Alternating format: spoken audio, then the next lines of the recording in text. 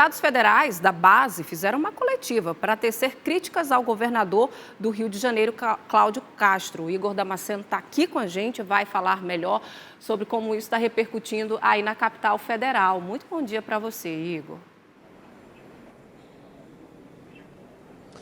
Oi, Rose, bom dia para você, bom dia também para todos que nos acompanham. A avaliação é que essa mega operação que foi deflagrada na cidade do Rio de Janeiro há 2 dias passe a ser agora politizada e motivo de disputa política aqui na capital federal.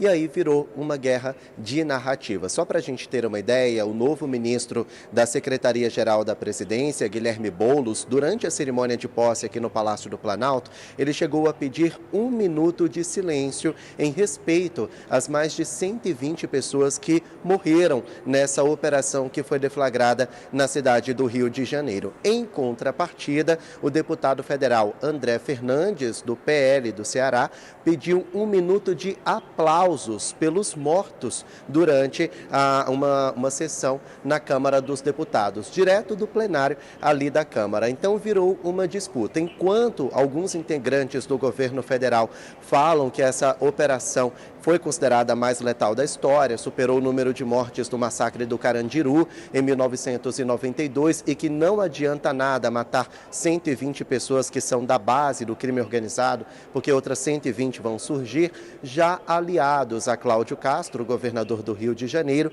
defendem que, na verdade, a operação foi um sucesso e, como o próprio governador disse, as únicas vítimas foram os policiais que perderam a vida durante essa operação. Ontem, inclusive, Cláudio Castro teve uma reunião com governadores da direita que prestaram solidariedade a ele. Nós tivemos um vídeo do governador de Goiás, Ronaldo Caiado, falando a respeito dessa reunião e dessa operação. Vamos ouvir. Está sendo organizado neste momento pelo governador Jorginho Melo.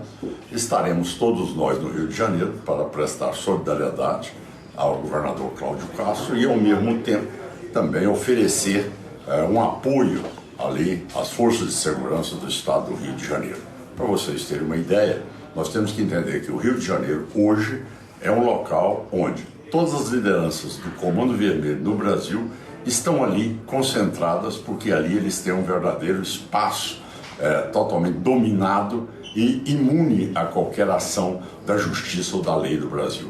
O momento é de solidariedade para poder devolver o Rio de Janeiro aos cariocas e também àqueles que vivem nessa região, que estão hoje subordinados a esta violência do narcotráfico. Bom, a grande crítica ao governador Ronaldo Caiado é que em nenhum momento ele prestou solidariedade aos familiares das vítimas dessa mega operação, como, por exemplo, familiares dos policiais que perderam a vida. A solidariedade dele foi ao governador em si e não às pessoas que, de fato, estão enfrentando esse problema, como, por exemplo, moradores honestos, pessoas que não têm nada a ver com o crime organizado, mas que estão trancafiadas dentro de casa com medo de uma bala perdida, por exemplo. Bom, em contrapartida, a base aliada ao governo federal concedeu ontem uma coletiva de imprensa dizendo que, na verdade, não se pode afirmar que dessas pessoas que foram encontradas, esses corpos que foram encontrados na mata ali na comunidade, são de fato todas as pessoas ligadas ao crime organizado e que o governador Cláudio Castro errou ao generalizar, dizendo que todos ali eram criminosos, quando, na verdade, tem pessoas que não são ligadas ao crime. O deputado federal, o Tony de Paula, ele subiu até a tribuna da Câmara dos Deputados para dizer que ele recebeu informações de que pessoas da igreja dele, o Antônio de Paula é pastor de uma igreja evangélica lá nas comunidades do Rio de Janeiro. Ele não é ligado ao governo federal, não faz parte da base do governo federal, mas disse que não dá para generalizar, porque tinham entre os mortos aquela pilha de corpos, fileira de corpos,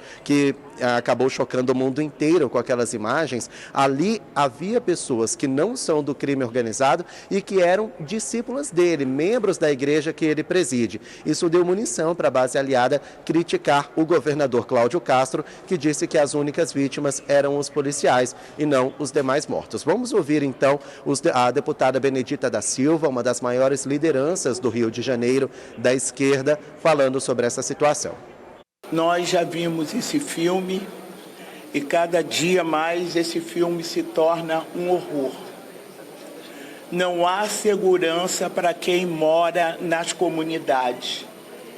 Nós temos o direito de ter segurança. Mas imaginem, é impressionante. Eu posso contar aqui as vezes em que essas chacinas aconteceram no Rio de Janeiro. É sempre próximo às eleições. Eu quero destacar isso porque tem gente que não tem pena. Usa esse momento para poder melhorar a sua situação. Mas eles não foram para prender ninguém. Eles foram para matar. E eu quero dizer que eu sei o motivo do governador Cláudio Castro ser contra a PEC da segurança. É porque a PEC da segurança dava autonomia para a Polícia Federal intervir contra organizações criminosas em crimes interestaduais, em crimes internacionais. Na verdade, eles não querem a Polícia Federal. E eu trago aqui, estou entrando inclusive, Raimundo, sei que você vai entrar contra o governador Cláudio Castro, com um processo contra o governador Cláudio Castro.